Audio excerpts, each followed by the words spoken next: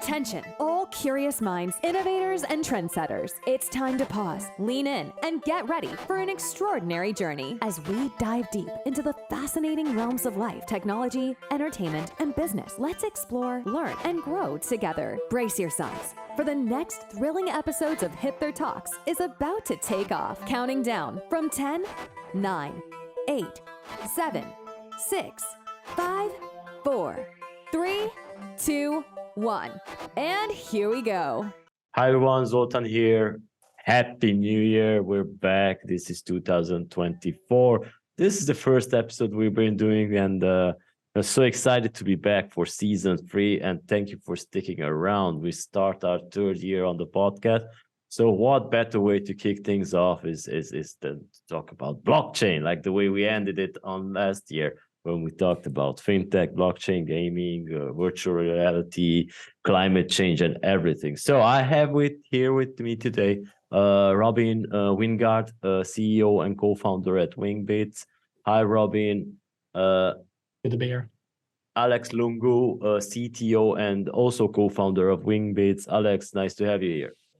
Yeah, thanks a lot for having me over. All right, so before we dive into the question, every time we do this, I would like to introduce our audience and into the topic and to see who they are listening to or seeing on video. So let's kickstart with Robin. Tell us a few words about yourself and maybe a few words about Wingbits. Hey, everybody. Robin Wingårdh. So I'm the CEO, co-founder of Wingbits. So my background is quite diverse. I actually started my background as a professional golfer, moved to the US, lived there for 14 years before moving back here to Sweden, where I'm born. Moved back 2.5 years ago and met Alex actually through a startup accelerator here in Stockholm called Antler. Super fun. After I played golf, started a bunch of companies, but this is the first one in Web3, so it's extremely exciting. And it's a token incentivized flight tracking network, and we're going to get a little more into that later. So I'll pass it over to Alex. All right, Alex. Yeah, thanks, Robin. And I'm Alex. I'm the technical co-founder on the team. I'm originally Romanian, but I've been living abroad for my entirety of my life almost. So it's kind of, have like a serious identity crisis about this point. But except for that, I've been working in tech in different roles, mostly on the back-end side of things. And for the last 5 years before quitting and starting Wingbits, I was at Klarna. And I worked there as, again, back-end developer, engineering manager, DevOps, whatever. Everything that's in the back-end, I was there. All right, thank you.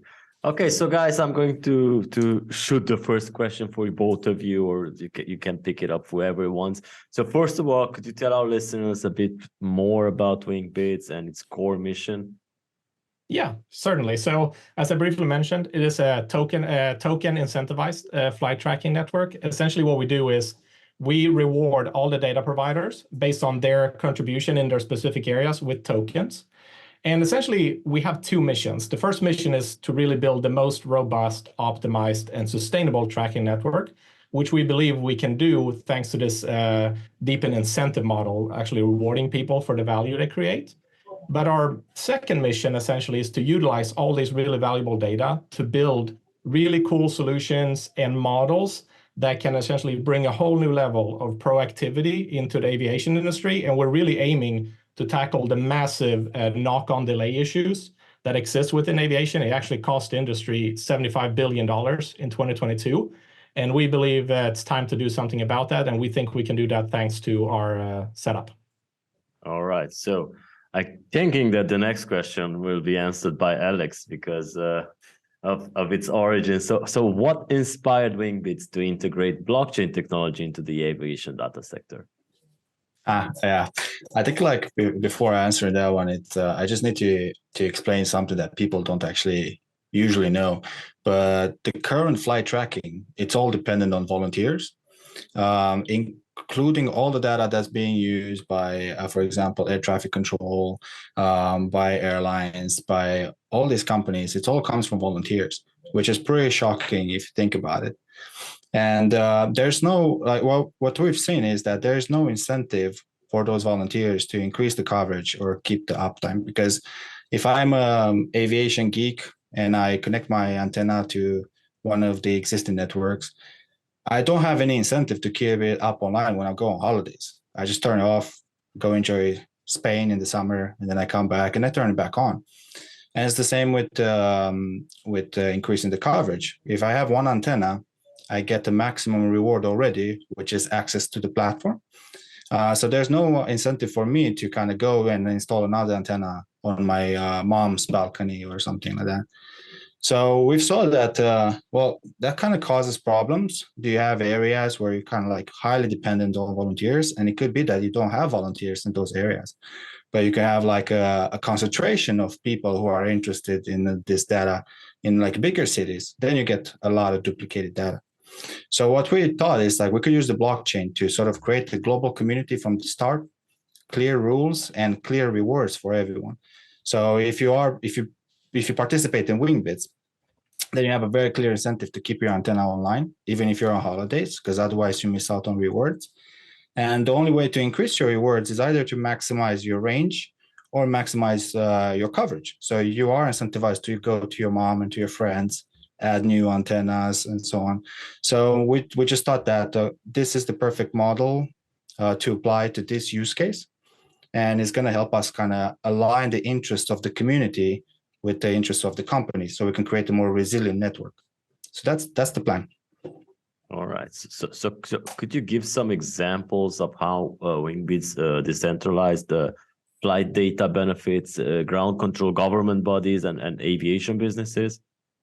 Yeah, so the data itself actually has really good use case in multiple areas. If we start with ground control, obviously, it's heavily regulated now that the planes actually transmit the signal. It was regulated in 2017 in Europe, 2020 in the US. But what's actually happening now is a lot of times at airports, they actually outfit the ground vehicles with these transmitters as well. And if you have good coverage over an airport, it kind of gives ground control the ability to have a 360 overview of what's going on, both on the ground and in the sky. And they can kind of measure, effectiveness of how they're working, where everything is located. And it allows them to essentially allocate resources in a much better way, which saves money and makes a job easier and benefits really everyone from the company to the traveler. If you look at government bodies, here they can obviously get a good overview of like air traffic growth, where is the highest CO2 footprint in what areas over their countries, what's going on in the airspace, and just overall monitoring. Because, like Alex said, an airport doesn't know what's going on if it's more than 30 minutes away from the airport. That's when they rely on these networks, and also government bodies would rely on this to see what's going on in the airspace and so on. With aviation businesses, here is really where you can benefit the most. And it's not just from the data itself.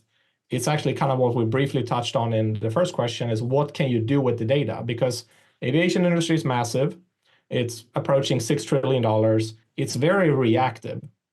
And it's very, there's a lot of safety for obvious reasons. So they move kind of slow, but it also means that there hasn't been a whole lot of innovation in how it's ran. And the more we dive into it, the more we see it's ripe for disruption. So with the aviation industry, with the products we believe we can create, when we amass enough of this data and high enough quality, can actually both benefit the aviation industry in terms of saving money, allocate resources, planning for the crews, better service for the people using commercial airlines for logistics, but also for the end traveler that actually gets a much better experience, have a better insight on how long a layover they need. They know if their plane is going to be delayed ahead of time. So it really benefits everybody on a massive scale within the aviation industry, if you use it correctly. All right. So our listeners have learned last year about DeepIn, which is the Decentralized Physical Infrastructure Network. And now we're going to repeat this word again for them.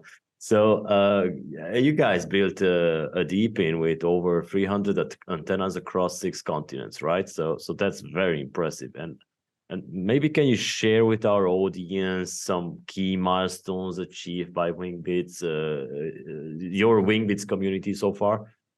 Yeah, I think the first thing that we believe is really interesting is like when we went through this accelerator, it's through a venture capital company, and they're a traditional VC firm. And the fact that they decided to invest in Wingbits with the Web3 component in there, and the fact that they've only, out of over 1,000 investments, only 0.3% of all investments actually have a Web3 component. I think it both kind of gives a stamp of approval to the idea as we validated the use case, but also to the deep in space, as it feels like it's finally a model where it makes total sense. The Web3 portion serves a perfect purpose, but you also kind of have the Web2 portion where you can actually bring in revenue. And I think this is going to allow these projects to be sustainable more long term and finally kind of show the world that there's an actual use case, because clearly there's a lot of value in the blockchain technology. So that's the first milestone. I mean, then we only opened our beta on November 2nd. And, I think we went from 150 million position updates per day to 700 million in just that time, which is obviously super cool. We have over 600 people in our community. And I think the best thing about this whole thing has been seeing the excitement and collaboration within the community. And the fact that all these people are willing to kind of take a chance and joining our project and are really excited and helping out. I think for me, I mean, that's the biggest milestone, is just getting the confirmation that the community likes what we're doing and are willing to help us build it. All right. So how did the individuals or communities get started with Wingbits? And are there any specific hardware do you need to use? And is it difficult to set up? I mean, the most common way is to just start with the Raspberry Pi. And you will need a Raspberry Pi or any other type of computer, but it's very hard to beat the price of a Raspberry Pi. And you will need an antenna and an adapter. So if you start with the Raspberry Pi Zero and in the indoor antenna, then the whole setup will cost you about $50 or $60, depends where you live. So it's quite a cheap way to get in. Obviously, you won't have the same range as somebody who has an outdoor antenna on a pole, but it's very cheap to get started. And then you take it from there. You can upgrade all your hardware. And you can also, like, we believe in open hardware. So you can actually participate in Wingbits while you participate in other projects. So then you can maximize your hardware and you're not so exposed to the success of one specific project. So you can kind of like, your return of investment is much, much better. Yeah. So very cheap. Raspberry Pi, so all the way to go. You can start earning tokens. Exactly. All right. So are there any challenges or maybe opportunities do you foresee in expanding the Wingbits Deepin network? And especially I'm talking about the regions that have limited infrastructure. Yeah, I mean, we're building a data ingestion network from scratch. So like Robin said, going from 150 million events per day to 700 million in like 2 months. That ends up with a lot of data. So we already have 43 billion data points. As far as I know, we're one of the projects with the most data ingested. And when we're going to reach our goal of like 10,000 antennas, that's going to be billions of events every day. They need to be cleaned up, aggregated. They need to be, validated and so on. So that part is challenging by nature, and it's a lot of fun, but very challenging. And obviously, if you think about like countries where maybe the bandwidth is not so good, then we're going to need to sample down the data collection, so you reduce the consumption. But we don't actually see many other challenges due to the hardware is very cheap. You only need to install our software, and you can install it on your existing laptops or whatever. So like it's we don't see a lot of challenge on the adoption side. We just need to get out there. We need to be there where people are. And that becomes complicated when you think about we have a very good presence in Europe and US, like most of other projects, but we want to get down to Africa and South America, which, we need to change, be more friendly to Spanish-speaking people, for example, kind of internationalize our community and our webpage. So I think probably the biggest challenge, data injection, and second challenge is we're a global company from the start. All the other companies start in the market and expand and learn. We got to start global, which is interesting. it's the fun of it. All right. So nowadays, of course, the ensuring of data accuracy and reliability is crucial. So my next question is, how does Wingbits maintain these standards in its decentralized flight tracking system? Essentially, I mean, due to the nature of how the antennas are set up, we do end up with quite a bit of redundancy, which allows us to kind of cross-check. We can also cross-check against data that is supplied by, government agencies and FAA. And so we know if someone is trying to fake a plane or spoof a plane. There was actually a little incident in Chicago where someone spoofed a plane, and they actually had to shut down for a little bit because they thought the plane was coming in and it was a spoofed plane. So we do have some good processes in place there, but right now we're kind of evaluating creating our own device. Right now, everyone builds their own device, and we never want to remove that option. We want people to be able to use their own device, but we believe there could be some value in having our own more like turnkey plug-and-play device that's optimized for what we want to do, and then we can actually add some more security to make it harder to spoof, which would not just benefit, the community getting an easier device to use, but also give us a little bit of a competitive edge, as the other networks do not have this type of capability to guarantee certain things. We have not made any decisions.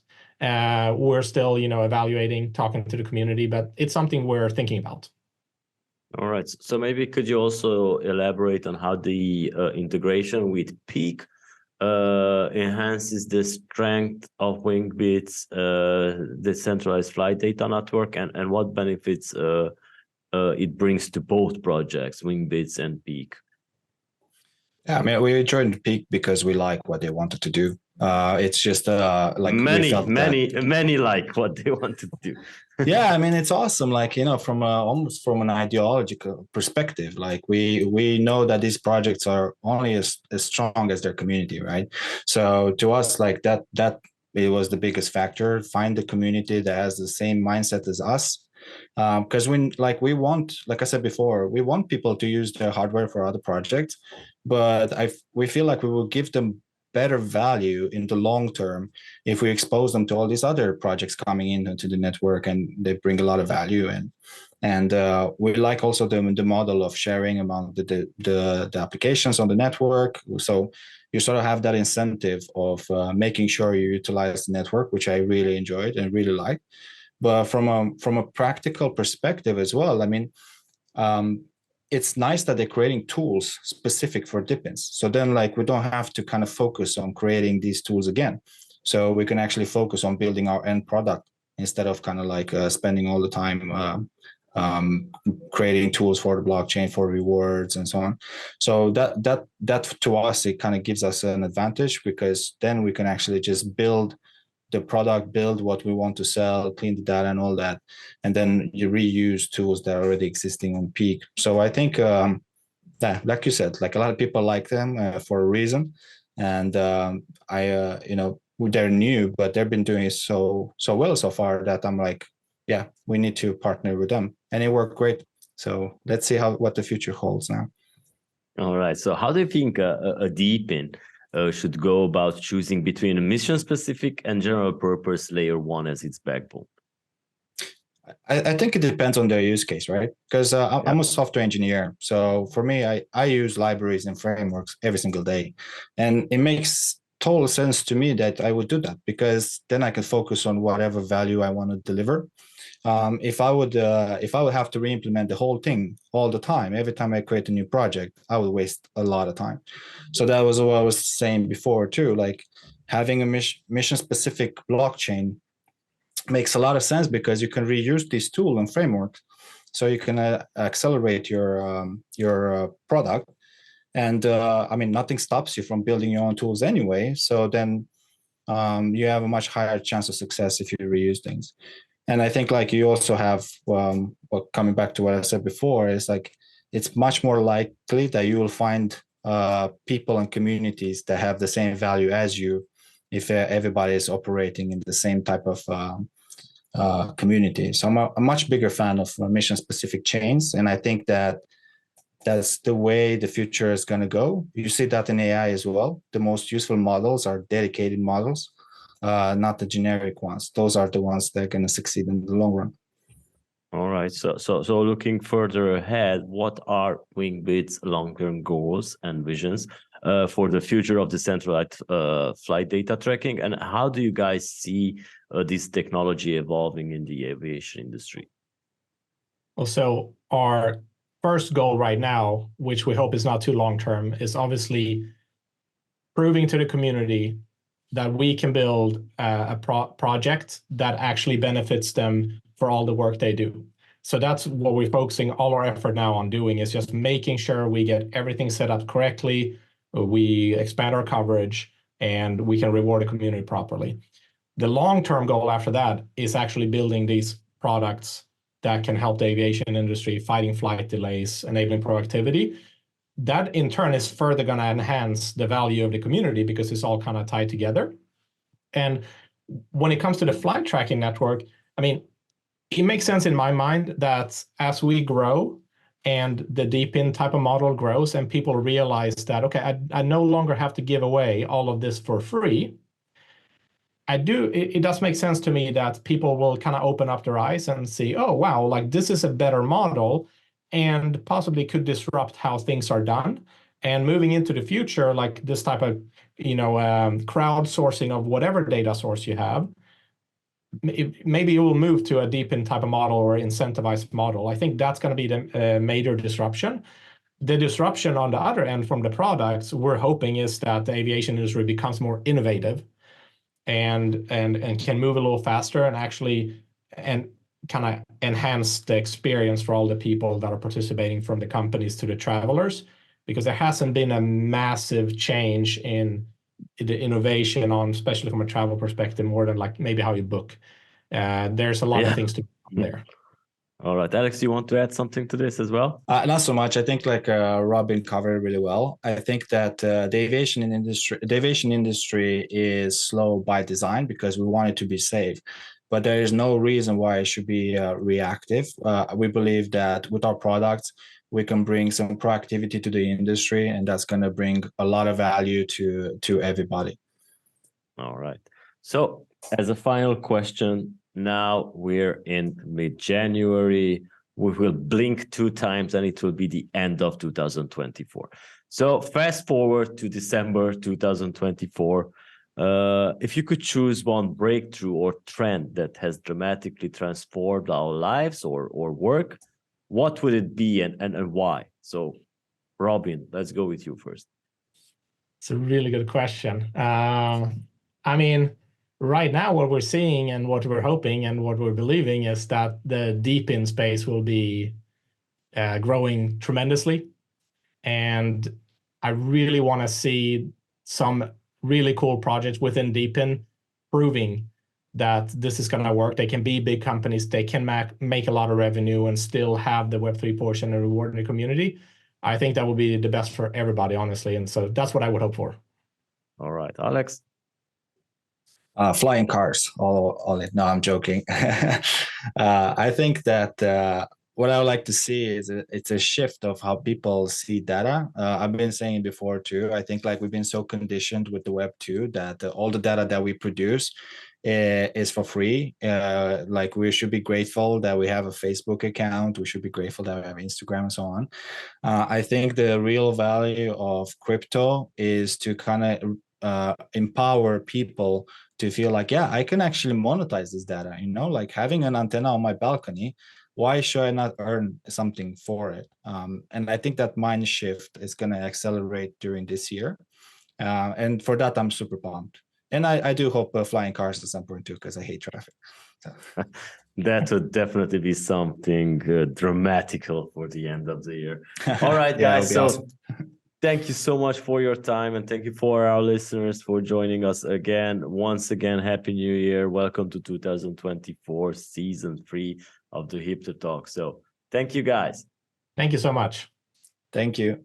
And that's a wrap for this section of Hipther Talks. Thank you for being a part of our journey today. Don't forget to tune in next week for more insights and discussions. Stay connected with us on Spotify, YouTube, Google Podcasts, Amazon Music, Apple Podcasts, and more. Until then, keep exploring and keep growing. We'll see you next time.